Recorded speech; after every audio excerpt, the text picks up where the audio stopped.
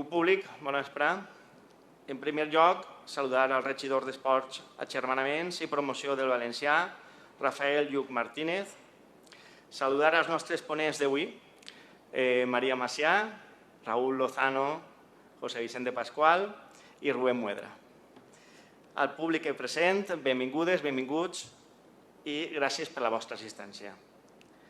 Abans de donar-li la paraula a Rafa perquè ens faci la inauguració de la conferència, recordar-vos ràpidament que en acabar la conferència anem a fer l'entrega d'uns obsequis recordatoris als col·laboradors de l'edició anterior de la Setmana de l'Arquitectura de 2021. I en acabar passarem al Saló Noble, que és esta sala que està només així, per fer un vi d'honor i aprofitar per comentar un poquet la jornada d'avui, intercanviar opinions i teniu els ponents per a fer-los qualsevol pregunta que cregueu oportuna. Vaig a donar pas al regidor Rafael. Com vulguis, Rafa. Moltes gràcies. Benvinguts i benvingudes a la Setmana de l'Arquitectura. En primer lloc, volia agrair-vos a totes i a tots per assistir, tots els tècnics, tècniques, i en especial també al Departament d'Urbanisme, no sols per aquesta setmana, sinó pels 7 anys que duen organitzant la Setmana de l'Arquitectura. Unes setmanes durant aquests 7 anys que ens permet a aquells que no estem en el món de l'arquitectura conèixer un poquet més tot allò que ens unís, tot allò que fa l'arquitectura, i per organitzar xerrades no sols com la d'avui, sinó com la d'ahir, que ens permet conèixer aquests xicotets o grans detalls, que és tot allò que han fet les dones en el món de l'arquitectura, cosa que moltes vegades no coneguem, sinó que, en primer lloc, donar aquests agraïments i, per l'altre, exposar que no sols aquestes xerrades van dirigides a tots i totes nosaltres, sinó que el diumenge també se farà un tipus de pedagogia, m'agradaria així, de cara als més menuts i les més menudes per a dibuixar quina és la plaça de la Ribera que volem. Animar els nostres menuts i les nostres menudes a participar en aquests projectes que són el futur de la nostra ciutat. Moltes gràcies per aquestes xerrades, per aquestes setmanes de l'arquitectura que esteu organitzant. Animar-vos a seguir endavant perquè, com ja he dit al principi, per a persones que no coneguem molt aquest món ens obrin molt els ulls. Moltes gràcies. Bé, enguany el lema de la Setmana de l'Arquitectura es diu el detall en l'arquitectura, fent menció als petits o grans detalls que es trobem en un edifici i on singularment ha actuat algun ofici de les especialitats de la fusta, el vidre, picapedrer, electricista, fontaneria, pintura. I és que l'arquitectura no té raó de ser si no disposa d'aquells elements i oficis que fan possible materialitzar allò que el projectista idea i vol plasmar al paper i a la vida real. És per això que avui tenim uns ponents que, si em permeteu el qualificatiu, són molt potents, perquè si de detall estem parlant, d'això és algo que mimen i cuiden en gran valor. Recordant una dita de l'arquitecte iraquí Zaha Hadid, il·luminava una definició del detall en l'arquitectura que deia: l'arquitectura trata realmente sobre el bienestar, perquè al cap i a la fi un edifici pot tindre diverses finalitats. Pot ser una vivenda, pot ser un magatzem, pot ser un edifici públic, turístic, qualsevol cosa, però l'essència que ha de tindre sempre és el benestar. I en gran o menor mesura també proporciona aquest benestar el detall en l'arquitectura. Vaig a presentar-vos i a passar la paraula als ponents d'avui, als que agraïm de tot cor la seva presència i agrair aquestes ponències que van a fer-nos en aquesta Setmana de l'Arquitectura. En primer lloc,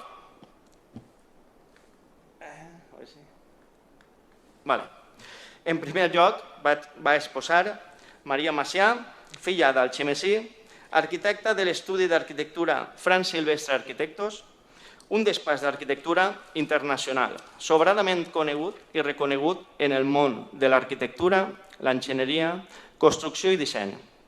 L'arquitectura d'aquest estudi desafia la sorpresa en cada nou projecte, on el públic mai es queda indiferent, i és que la creativitat, elegància i atreviment són ingredients innatos en Fran Silvestre i tot el seu equip.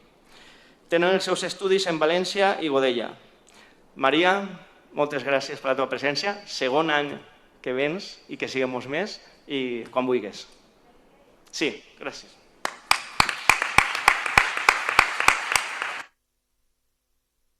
Primer que tot, moltíssimes gràcies a tots. Sí? No te preocupes, gràcies, Vicent. Per vindre, primer a l'Ajuntament, per este convit el segon any, especialment a Vicent Xirvés i a Álvaro per la presentació, i als amics familiars que tinc ací. I també és un plaer compartir avui el dia amb H90 Arquitectes, que va ser el primer estudi que em va donar l'oportunitat de xafar obra. També amb Rubén i amb el seu equip, que sempre coincidim i que compartim valors. I altres amics com Esther o Carles, que són part de la professió i part d'esta aventura. Ha anat passant i no m'ha donat compte, no passa res. El primer, el detall de l'arquitectura, tema que crec que és molt interessant i un challenge per a compartir en un públic que a vegades no sap tant d'arquitectura. Veurem què fem perquè no s'avorriu. El primer és que vaig intentar presentar molt ràpidament 3 projectes molt diferents i que per a nosaltres comparteixen els valors que intentem sempre mantindre en els projectes i que formen part del detall. Comentàvem abans la continuïtat en els materials, en les superfícies horitzontals i verticals, la continuïtat dels espais, la continuïtat de la llum i de la ventilació, que fan que l'arquitectura siga més agradable i un espai per disfrutar millor. I amb aquestes característiques vaig a contar cada un dels projectes. El primer és la casa en la Pinada. Esta casa és una casa que va ser una rehabilitació que fèrem temps enrere i va ser un repte perquè era una casa que s'havia heretat de 3 generacions en la família, que s'havia anat construint a poc de manera molt funcional, que naixia un nou fill, fem una habitació nova, que necessitaven una sala de jocs, ara fem este volum així, i anaven creixent d'una manera orgànica i intuïtiva. Este punt de partida era molt diferent als altres projectes que teníem perquè la veritat que era complex a nivell d'organització i la veritat que l'estructura constructiva no era de superbona qualitat. I la proposta nostra va ser: hi ha una inversió que fer en estructura, preferiu mantindre-la o tirar-la. I la família va dir que preferien mantindre inclús com funcionava la casa perquè tota la família havia crescut allí i volien tindre els mateixos espais i el mateix funcionament, però no se sentien identificats en la part exterior, en la part estètica, i a més tenien problemes d'eficiència energètica, ventilació i el funcionament constructiu. Aleshores, este projecte es caracteritza per fer com un tratge a mida.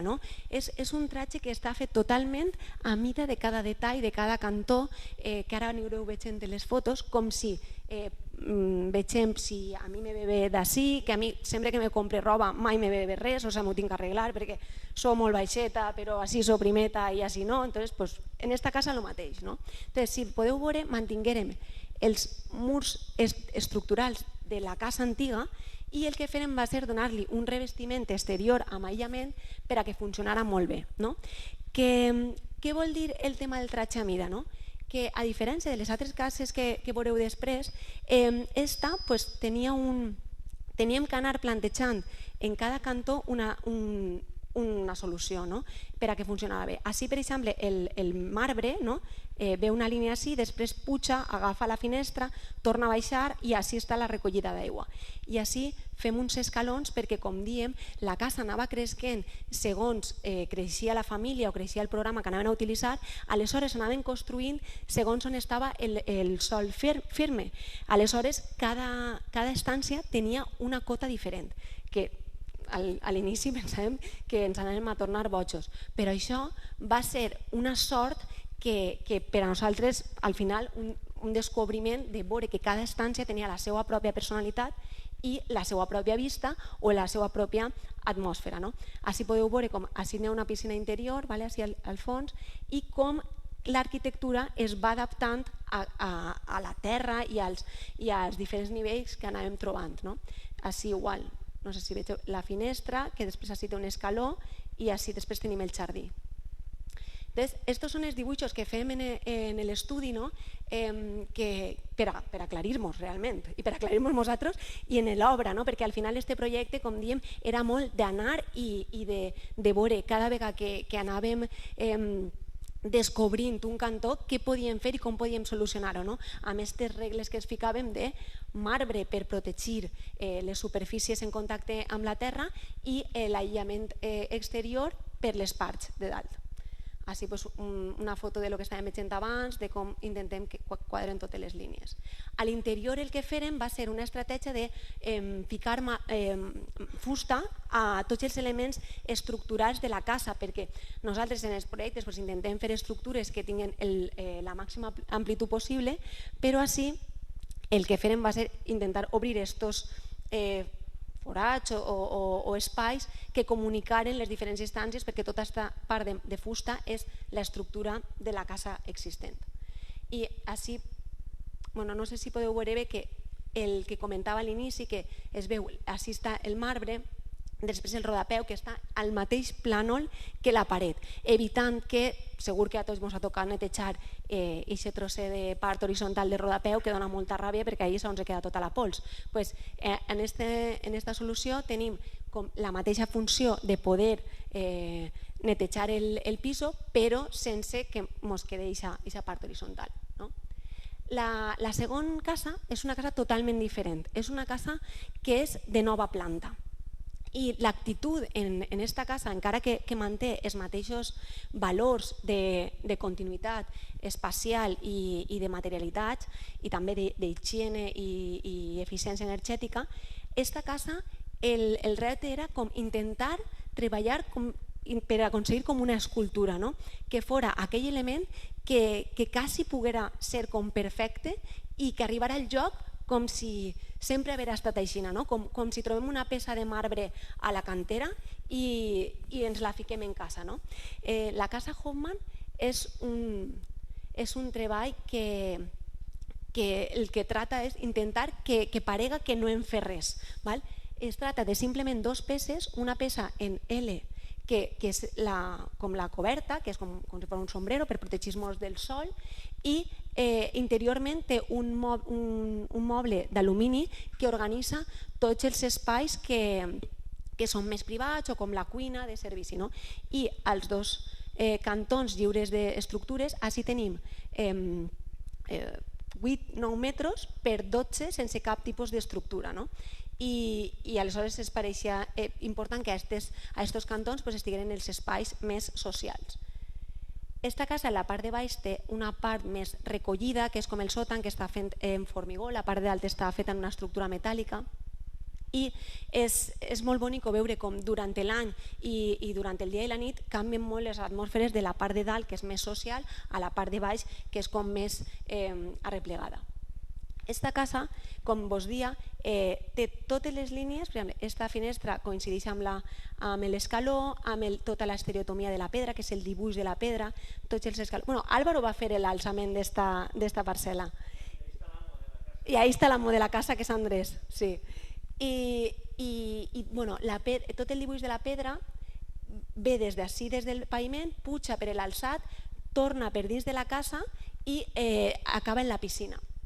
Així tinguérem la sort de trobar-nos en José María, que va ser el que ens va ficar el marbre en el piso i que era un entregat i un artista totalment de la pedra i que tu vas allí i plores de l'emoció de veure el bé que està tot. Això és una foto d'un zoom de la pedra d'unes pendents en una barana de vidre per a que vegeu la precisió, que jo crec que si dibuixe a mà no soc tan precisa com José María fent esta pedra. I així vegeu els dibuixos del que vos comentava, de tot el dibuix de la pedra, de les peces de pedra que van des des dels camins fins a la façana, per dins de la casa, la terrassa i per dins de la piscina fins al final. Així com us dic, és una casa molt especial, que no sempre se pot fer això, inclús Andrés, perquè és company nostre i també va disfrutar molt fent la casa, quan va arribar tota la pedra la ficarem tota estesa per el jardí per a triar quines peces, perquè els materials naturals sempre no tenen la mateixa tonalitat, perquè al final és natural, com la vida misma. Entonces, triarem quines peces anaven en el saló, quines baix de mobles i ho entonarem tot. Normalment, ja no ha tornat a passar això, però per això ho conte perquè és un moment únic. O per a que us doneu compte, estos dibuixos a mà, estos dibuixos són d'Estefania Soriano, que és una companya molt crac, i això ho fa tot a mà, i si no ho vegeu bé, així fica, això és el canal per on desborda l'aigua, perquè aquesta piscina és desbordant, així fica -1 centímetre i així que canvia la pendent, 0. Estem parlant de centímetres, entonces la gent que treballa en l'obra ens diu que estem un poc locos, que estem fent com una operació de cirurgia en comptes d'arquitectura. Però estem molt contents que s'hagi pogut construir i així vegeu també els escalons i com intentem sempre que totes les alineacions se mantinguin. I per acabar, este és un projecte que ens fa també molta il·lusió, que va néixer fa 3 anys, ara és una nova empresa que hem creat, que es diu New Houses, i és un concepte totalment radical el que hem vist. El que tractem així és, si recordeu, la primera casa era un traje a medida, que s'adapta al que tenim, a la terra, als cossos. La segona és l'intent de fer una escultura, una peça que arriba i se deposita. I esta empresa té el repte de construir, de fer que l'arquitectura siga com un producte, perquè al final tot el que utilitzem tots els dies, els mòbils, el cotxe, el microones, el got en el que beguem, tot està fet en la indústria.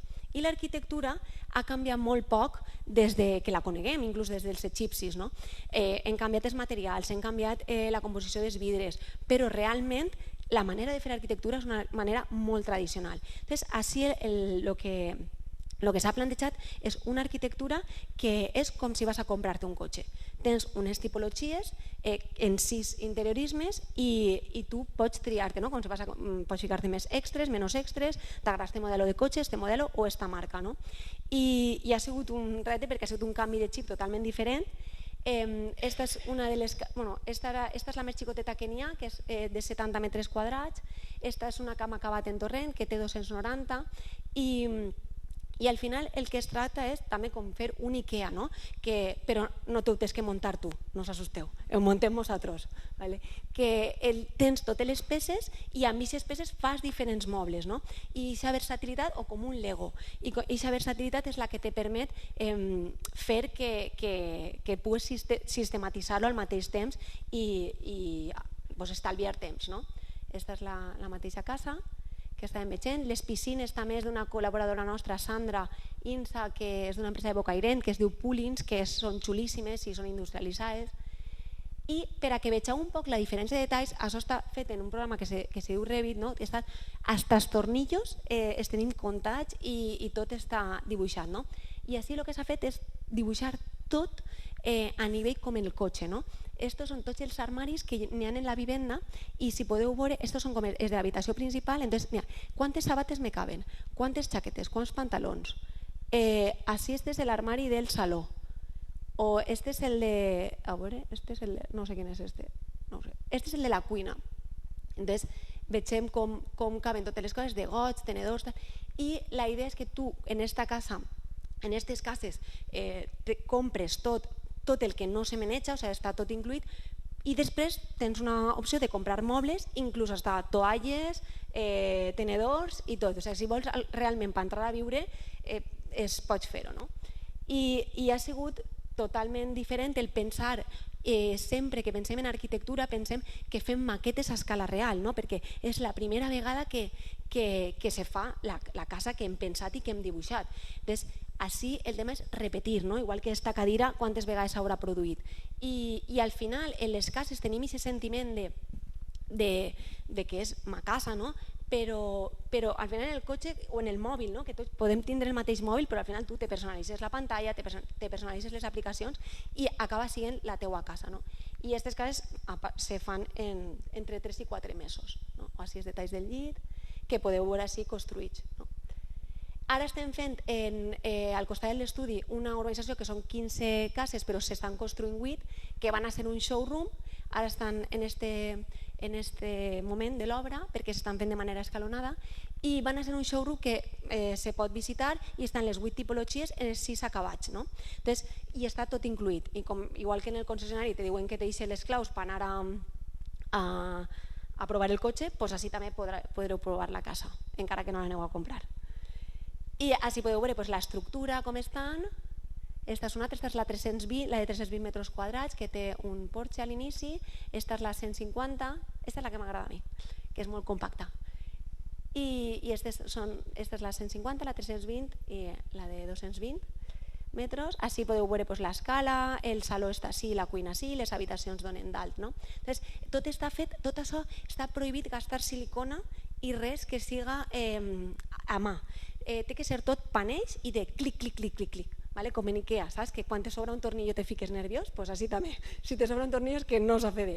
Entonces té que ser tot de muntatge i de desmuntatge. I quan te compres una casa, igual que en el cotxe te donen un manual d'instruccions, doncs així, un manual d'instruccions de ta casa i de com tens que fer les garanties, com tens que netejar o com tens que recanviar cada peça. I no me volia enrotllar, que tenia 10 minuts i parle molt. Simplement volia aprofitar per convidar-vos a tots. La setmana que ve fem l'Open House, participem en l'Open House de València, anem a obrir l'estudi per tots els que vulgueu vindre. També anem a ensenyar un barco que hem fet un disseny interior, anem a ensenyar aquestes cases de Camp Olivar i anem a ensenyar la que hem fet en Torrent també. En la web d'Open House podeu veure els horaris i ens encantaria a tots. Si no podeu estar cada setmana, quan vulgueu, esteu convidats, que ens encanta poder ensenyar-vos tot. I simplement per fer un resum del detall en arquitectura de 3 situacions diferents en què ens podem trobar i com nosaltres intentem des del nostre punt de vista enfocar cada una d'elles. Sense més, gràcies.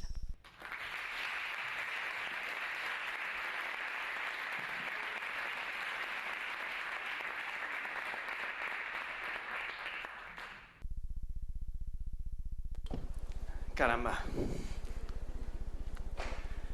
Maria, a cada any que ve ens deixes més tremolant. Bueno, moltes gràcies. Ha estat super interessant tot el que ens has comentat.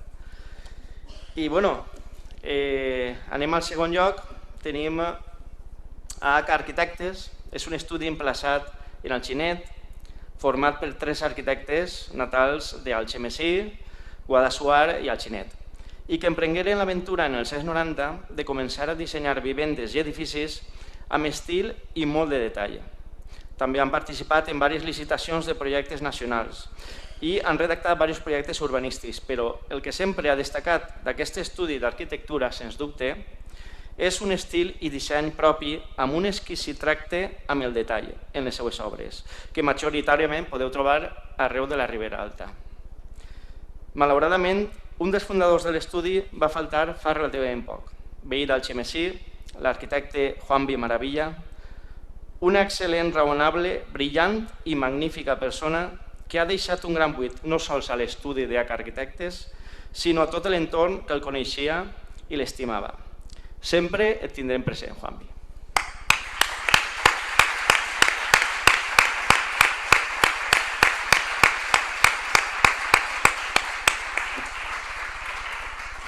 Els ponents d'AH Arquitectes són Raúl Lozano i José Vicente Pascual, encara que va estar exposant Raúl tots els temes.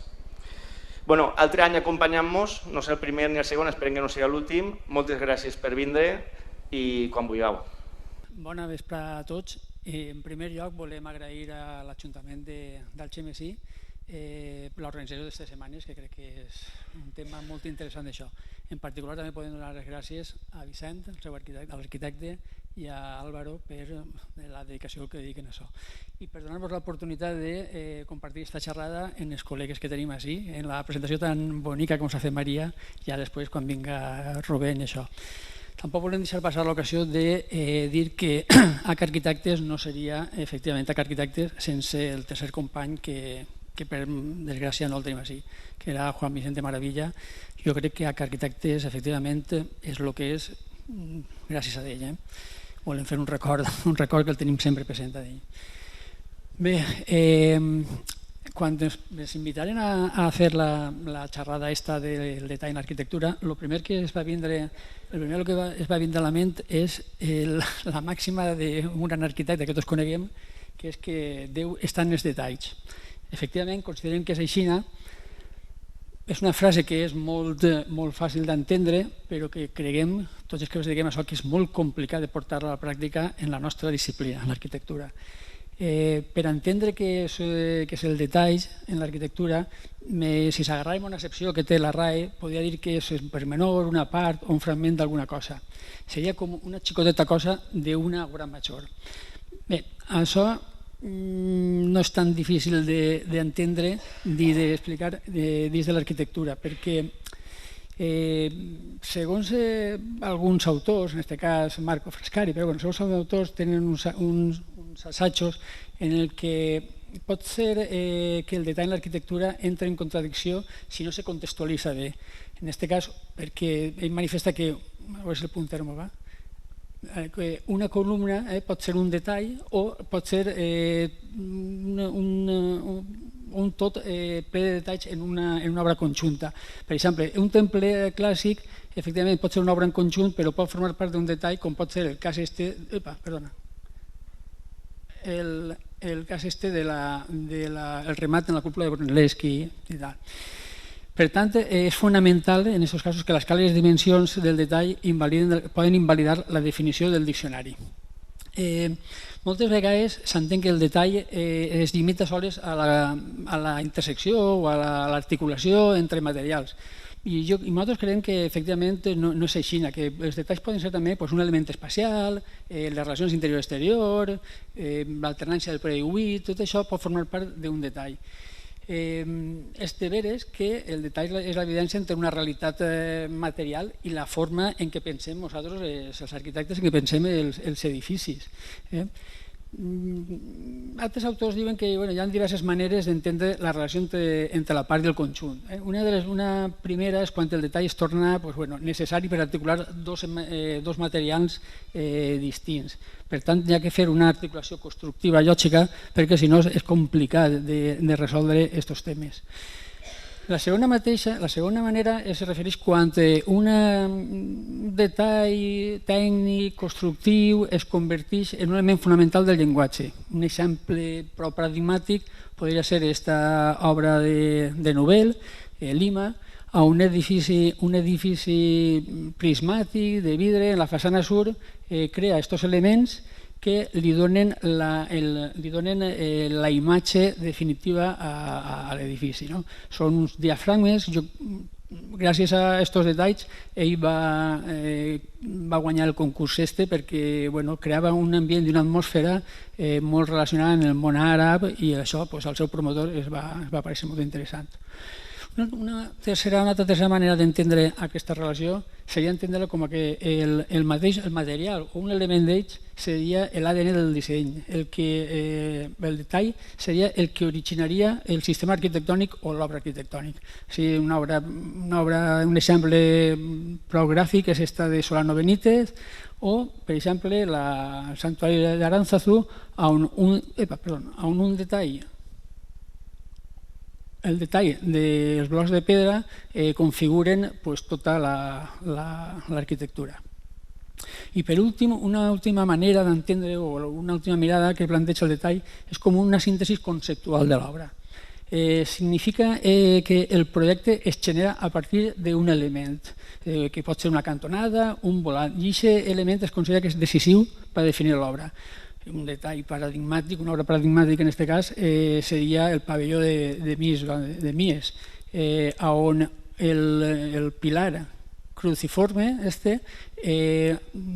desmaterialitzant els cantons dels pilars, està desmaterialitzant a la mateixa vegada l'arquitectura i fa que la coberta pareixi que flote en tota l'obra. Últimament, en les últimes dècades, la formació en les escoles d'arquitectura creiem que s'ha basat en l'estudi del moviment modern.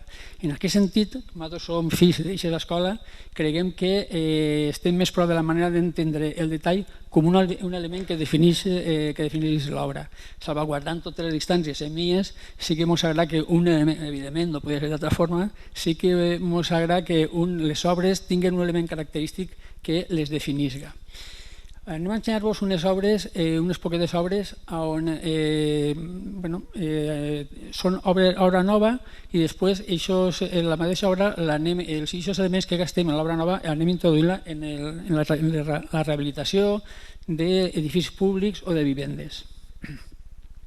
En aquest cas és una obra, és un edifici públic del Servei en Alzira, on la naturalesa del material, que era de formigó, i el xest de la coberta, en aquest canaló definia el conjunt de l'edifici. Això ens permetia que tota l'obra fos un edifici transparent, ja que també ens agrada aquesta idea perquè es tracta d'un edifici on l'ús que van tindre volem que no sé com explicar això, que no siga com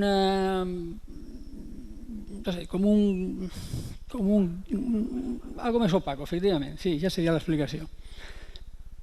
Així és una altra imatge del mateix edifici i així és on més se veu en aquesta imatge de nit l'efecte de transparència que volíem transmitir i comentar-vos. En Vivenda de Nova, un altre tema que ens pareixia interessant, ens ha vingut al despatx solars en cantonada i entonces hem treballat el cantó de distintes formes. En aquesta primera ensenyem una obra on construïm el cantó i el desmaterialitzem cara a les afores. Així ens interessava entendre el cantó, el que definirà tota l'obra. En aquest sentit, veiem així com s'ha desmaterialitzat l'edifici, construïm el cantó i per l'altre costat tenim la desmaterialització de l'edifici en aquest element que fa d'escala i a la vegada ens cobreix i ens indica on està l'accés a la vivenda i a l'edifici. Aquesta segona vivenda també és un edifici en cantonada i així ja comencem a tractar un altre tema. Així hem intentat desmaterialitzar, de construir un poquet el cantó. Hem d'intentar ja una primera fase, després ens ensenyarem una altra on el cantó està ja totalment més desconstruït. Ens interessava, el que us hem dit, ja tindre un element menys compacte com el que hem ensenyat antes i treballar això com si fos una escultura fent-li un buit al cantó i treballar d'esta forma la volumetria de l'edifici. Aquest habitatge també en cantó es comença a ser ja no és obra nova, obra nova seria la part de dalt, ens ve en una planta baixa tipus almacén de Paule i se'ns demana que fem una vivenda. L'estructura ja ens venia a donar i entonces així el que farem és ficar-li una geometria dalt d'esta planta i desmaterialitzar totalment ja el cantó. En aquest edifici pegarem un pas més del que us hem ensenyat anteriorment. Després ja estem en la rehabilitació de vivendes i d'edificis. En aquest cas ens interessava que una vivenda de poble típica, una tipologia a una mà, introduir-li, modificar i alternar un poc la tipologia. Ens interessava que en vez d'una vivenda entre mitgeres la transformem en una vivenda quasi aïllada o en una península. És a dir, volíem que l'espai exterior fos el carrer entrar dins de la vivenda i ho separara d'una de les mitgeres, de forma que creara una tercera façana en la vivenda. Així, ens interessava també treballar el respecte i la relació del detall entre el nou i el vell. Era una primera 3 navales que eren vivendes existents i després unes altres navales que era ja obra nova. Entonces, ens era important mantindre aquests elements com a un recordatori, però ja tot el que treballem i tot el que fem nou ja s'adaptava al llenguatge actual, nostre, modern. Mantenim tota l'estructura de coberta i això, i buidàvem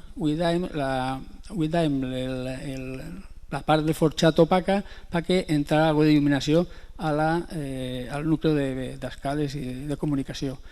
Aquesta és una mateixa imatge del que hem vist i deixem com a un residu de lo existent en les obres. Això és un poc més del mateix.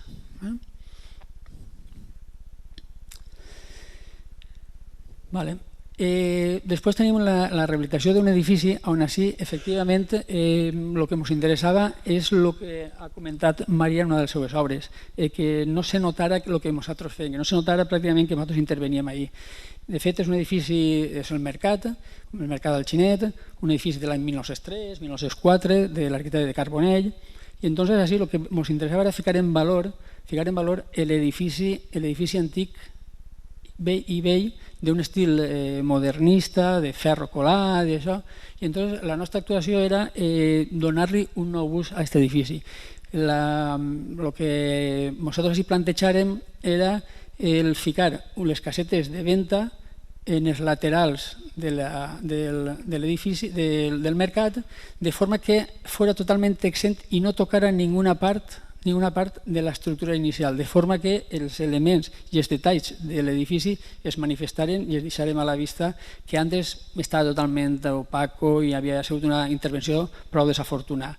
Així, l'únic que ens interessava era que tot això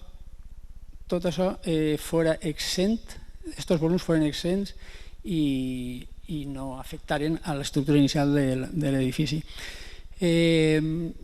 En quant a detalls, ens agradava reproduir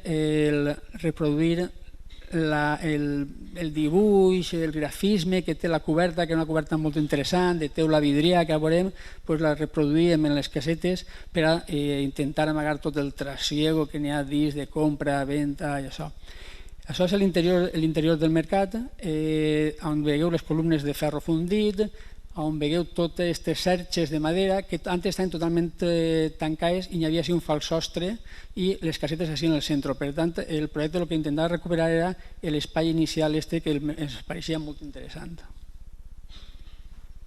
Si veieu, això era la nau central, unes teules vidriades molt boniques que té uns dibuixos, va seguint una trama i tal, i nosaltres així, en el que eren les marquesines, que hi havia una coberta de fibrocement i tal, reproduïm d'alguna forma en un material modern la seriació d'aquestes teules, les reproduïm en els laterals del mercat.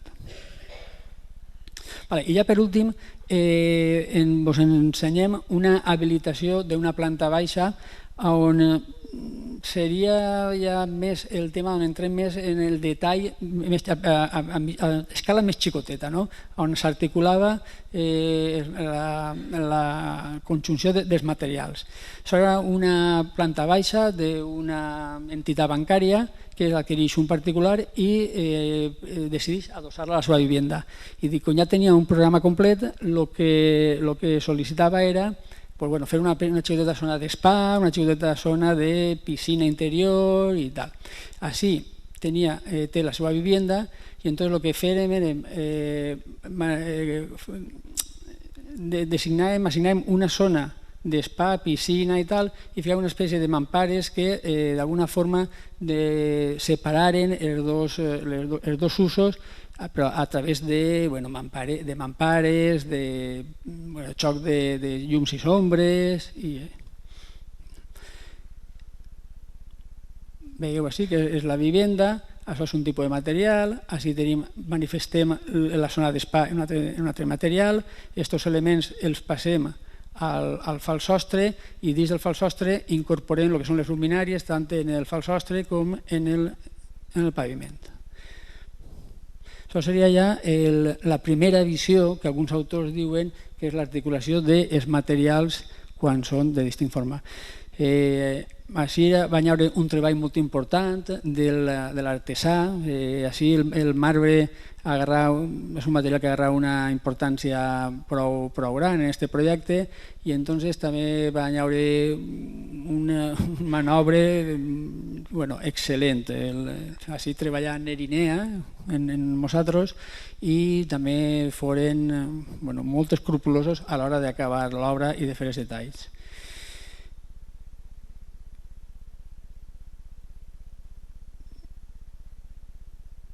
Bé, ja per nosaltres ja res més, donar-vos les gràcies per l'atenció que s'heu dedicat i esperem que us hagi agradat.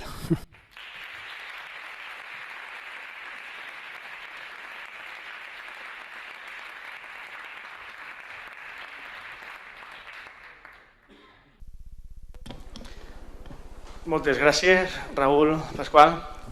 DH Arquitectes tinc que dir que pensem que començaren en la dècada dels 90 i jo sempre he tingut un pensament en aquest estudi que gràcies als seus dissenys i la gent que ha confiat en el disseny de les cases, que sempre han sigut d'un disseny exquisit i molt particular, ha donat valor a poblets xicotets com Algemesí, Guadassuar, Alginet, Alcúdia, i són vivendes i edificis que potser veuries en algunes urbanitzacions de l'entorn de València, però els han tingut i els tenim així en la Ribera. A més, quan visiteu qualsevol poble identificareu en seguida una casa d'H Arquitectes. Moltes gràcies. I bé, finalitzem. A mi se m'està passant superràpid, jo no sé vosaltres, però... Finalitzem la conferència d'avui amb la primera visita de Rubén Muedra, que ve a parlar-nos del detall de l'arquitectura en les seves obres. Rubén Muedra és un jove arquitecte que no fa tant va emprendre l'aventura d'iniciar un estudi d'arquitectura amb un disseny molt estudiat, modern i influent, que ha aconseguit materialitzar verdaders edificis d'una bellesa formidable i avantguardista. Rubén i el seu estudi són sobradament reconeguts on al visualitzar l'edifici és inevitable pausar la mirada en els múltiples detalls de disseny, llum i elegància en qualsevol espai. Avui ens contarà el detall en l'arquitectura en les seves obres. Rubén, moltes gràcies per estar així, esperem que ens acompanyis moltes més i quan vulguis. Buenas noches a todos, agradecer vuestra presencia, agradecer la invitación al Ayuntamiento de Algemesí, agradecer que apueste por el fomento de la cultura y sobre todo por el conocimiento de la arquitectura y agradecer la presentación porque creo que es la mejor presentación que me han hecho en una ponencia, entonces me la llevo grabada. Bueno, empiezo contando cómo entendemos, ¿no?, en el estudio, qué entendemos por el detalle en la arquitectura, ¿no? Hablaríamos de estrategia, es decir, nos separamos un poco de lo que sería el detalle constructivo puro, Guillermo, y hablamos de estrategia, es decir, aquellas decisiones que se toman antes, se toman durante la fase de diseño, de proyecto, y que nos van a permitir, nos van a facilitar el llevar ese proyecto a cabo, es decir, llegar a la obra construida, ¿no?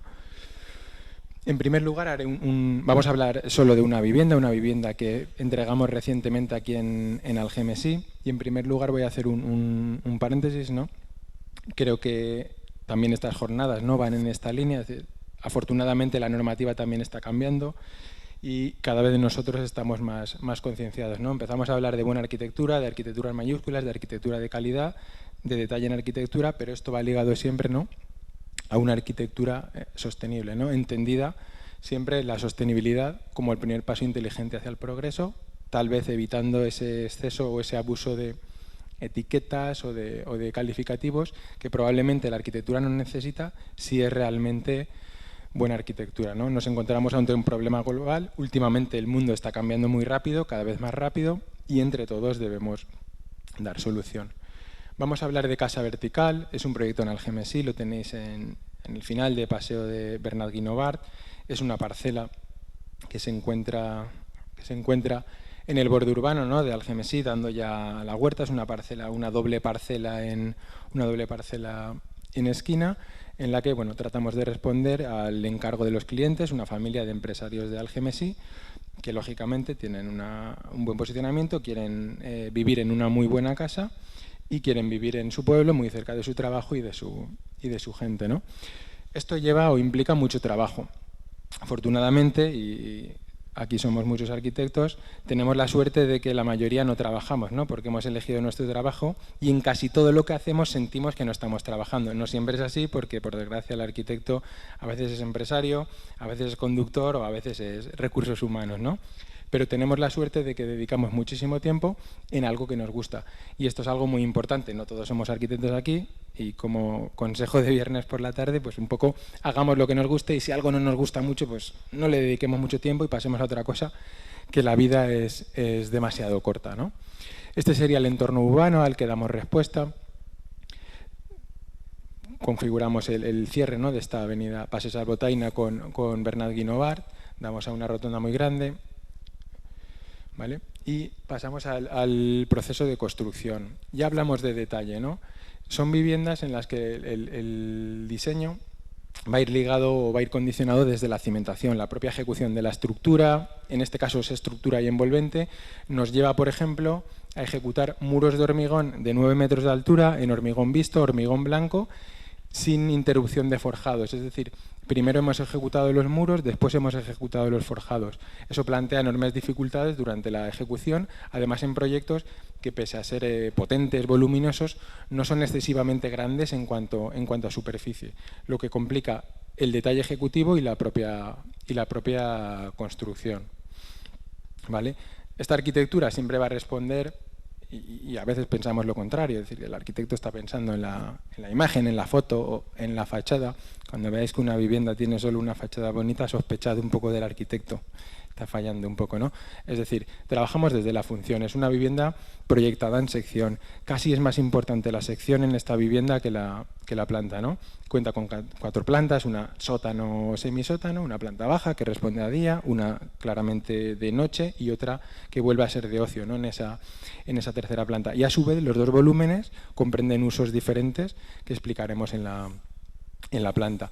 Uno de los principios aplicados y que es común en nuestros proyectos es el de la versatilidad, ¿no? Tratamos de generar espacios polivalentes, tal vez espacios abiertos, pero no solo por el hecho de ser abiertos, sino por el hecho de adaptarse a la función, ¿no?, a las diferentes formas de uso. Si nos fijamos en la izquierda, en la planta, vemos que pese a ser una planta relativamente grande y que cuenta, como se puede ver ahí, casi como con 4 o 5 subespacios interiores, más los 2 porches exteriores, a través de 2 paneles, grandes paneles correderos móviles, más otras 2 puertas correderas, unidas o absorbidas a ese núcleo de comunicación vertical formado por el ascensor que vemos en el centro de la planta, nos permite cambiar totalmente el funcionamiento, desde contar con una planta abierta, como aparecería en esta fotografía o en el esquema en planta, a una planta, por ejemplo, mucho más compartimentada. Y como decía, respondiendo al programa, tendríamos una planta -1 sótano, que prácticamente comprende el uso de ocio para los padres y de garaje, almacenamiento y salas técnicas. Planta baja responde únicamente a programa o zona de día. Por ejemplo, esta es una imagen desde el salón, luego lo veremos en sección. Este es un espacio a doble altura. Cada una de esas piezas interiores tiene continuidad, ¿no?, con la réplica en el mismo espacio exterior.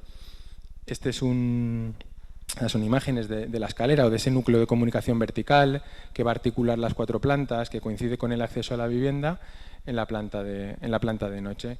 En este caso, la pieza o la pastilla más estrecha, digamos, es privativa del dormitorio principal. La pastilla más ancha es la del bloque de hijos, ¿no? Comprende una doble altura ligada al salón y todo el volumen de hijos. Por eso os digo que muchas veces función y forma están asociados. Y en este caso, este es un proyecto que trabaja casi más en sección. si comprobamos un poco las dos plantas, como también la arquitectura, sin buscar en exceso el calificativo de la arquitectura bioclimática o sostenible, está respondiendo, por ejemplo, a la orientación sur con grandes voladizos, esos dos porches, a oeste o a este con la lama vertical, que funciona muy bien. En este caso se mantiene en el norte por generar un efecto también de continuidad o de cerrar ese volumen. Al mismo tiempo esta lama de hormigón está aportando también claramente privacidad al interior de la vivienda. Este espacio sería el polivalente de hijos, es decir, desde mitad de la vivienda hacia arriba pues la entregamos a los hijos, tienen 2 hijos adolescentes. Por una parte tienen aquel mirador o terraza que vemos al fondo que da directamente a la huerta, a los naranjos, y genera un efecto, una imagen de pixelado precioso, ¿no?, desde el interior de la vivienda. Y a la espalda de esta foto tenemos la vista en triple altura hacia la zona de exterior, con el solarium y la piscina. Decía que es importante la forma como respuesta a la función. En este caso este sería el alzado norte de la vivienda, el que da lugar al acceso rodado y al acceso peatonal que se realiza desde Bernat Guinovar a través de este porche que vemos en el volumen grande, en el volumen de la derecha.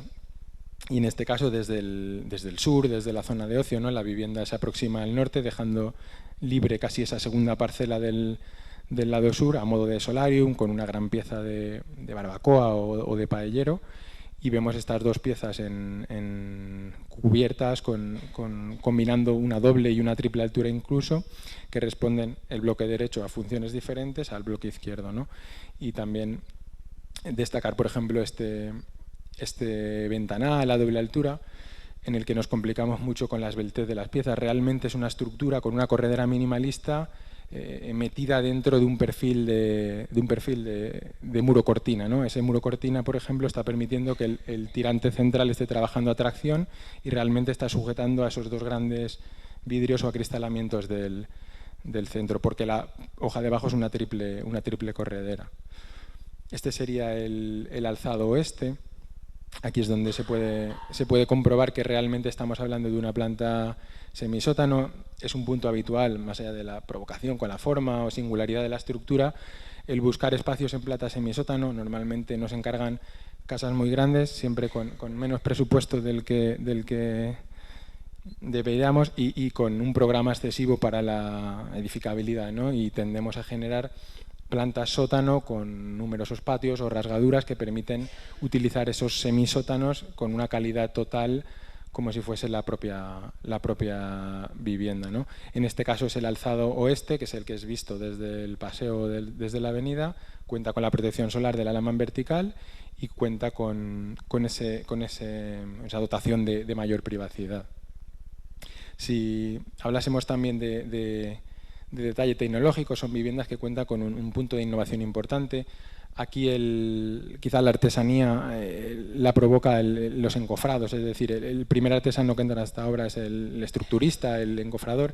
Cada una de esas lamas se ha ejecutado in situ, se podrían haber ejecutado de forma industrializada, pero el propio izado es difícil y la ejecución de la estructura previa sería difícil. El hecho de trabajar con hormigones blancos también complica mucho el color o el control del color en la ejecución.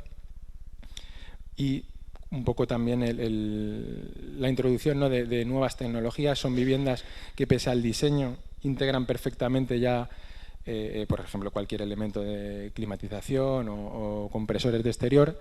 Tiene captación solar fotovoltaica en la cubierta y tampoco la vemos. Cuenta con aerotermia, por supuesto.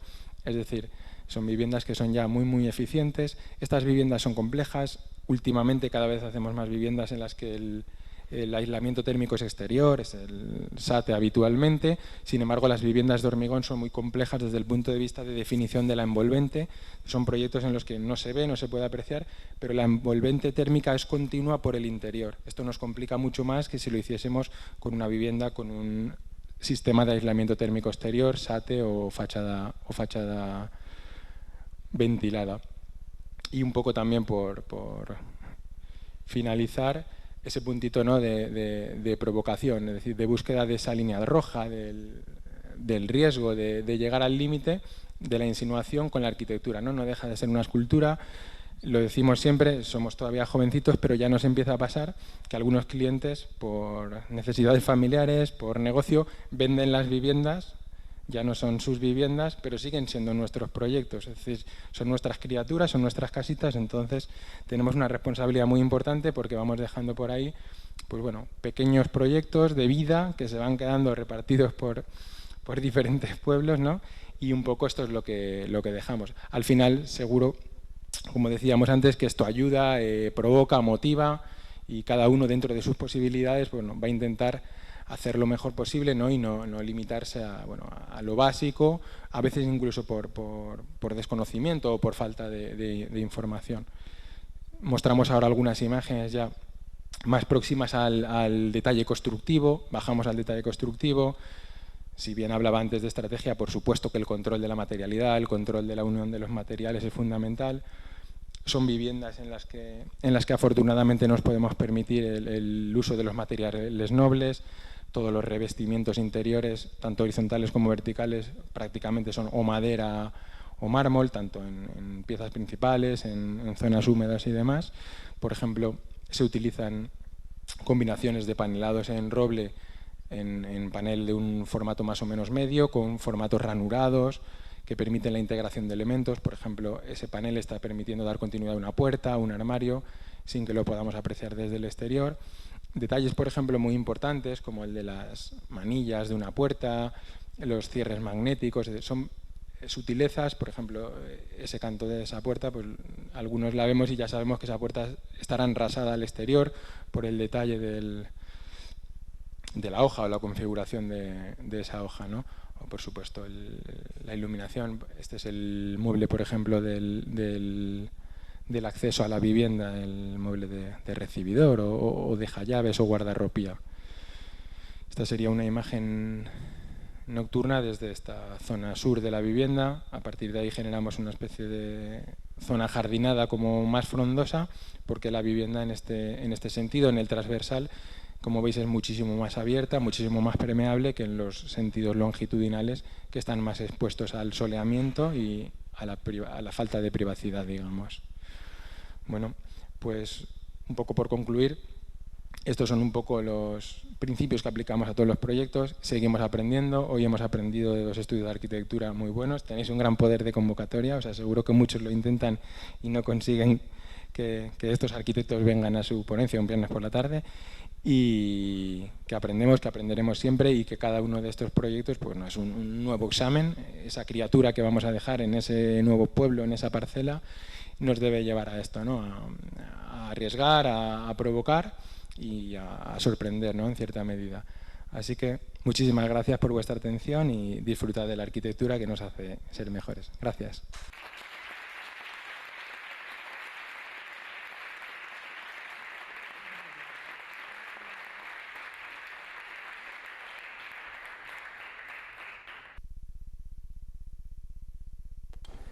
Yo hoy no dormiré. Seguro, ¿eh? Bueno, Rubén, muchas gracias. La verdad es que ha sido una exposición de detalle. Y bueno, a las últimas palabras que estás diciendo, realmente vuestras participaciones en estos eventos y el público pues, es lo que hace que la Semana de la Arquitectura pues, vaya siendo cada vez más popular, ¿no? Más grande. Bueno, abans, ara anem a fer l'entrega d'obsequis dels col·laboradors de l'edició anterior de la Setmana de l'Arquitectura 2021, però abans voldria fer menció i tindre unes paraules que no li agrada pel meu company Vicent Xirvés Clari, arquitecte municipal, que com a arquitecte i persona amb inquietuds va iniciar fa 7 anys la Setmana de l'Arquitectura en el Xemesí.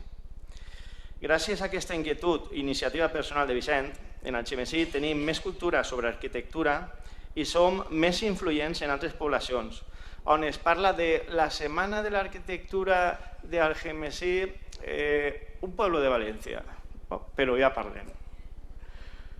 Bé, moltes gràcies, Vicent, per el teu esforç i dedicació i moltes gràcies per això, per cada any que vull, segur que em vaig a casa estaràs ja pensant de què parlem l'any que ve. Moltes gràcies.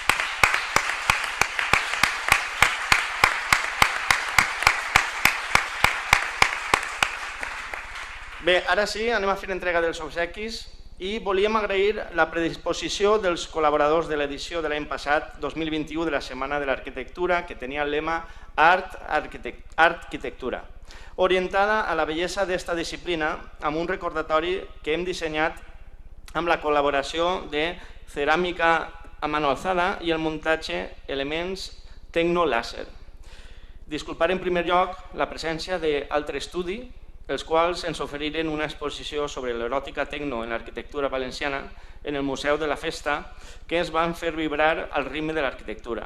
Li farem arribar el reconeixement.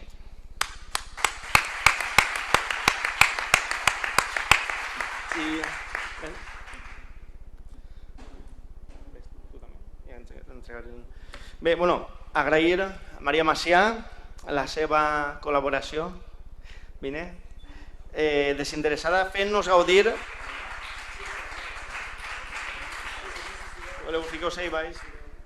Fent-nos gaudir l'any passat d'una ponència molt bonica, la veritat, molt interessant, de la bellesa eficaç. Moltes gràcies.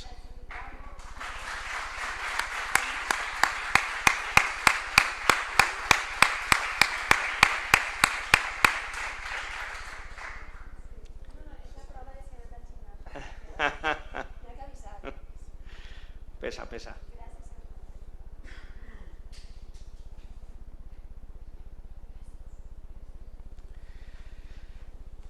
Per últim, també donar aquest reconeixement a HB Studi, Esther Blasco i Juan Hernández, els quals realitzaren el taller Taulell Valencià, taller desenvolupat amb el recolzament de World Design Capital València 2022.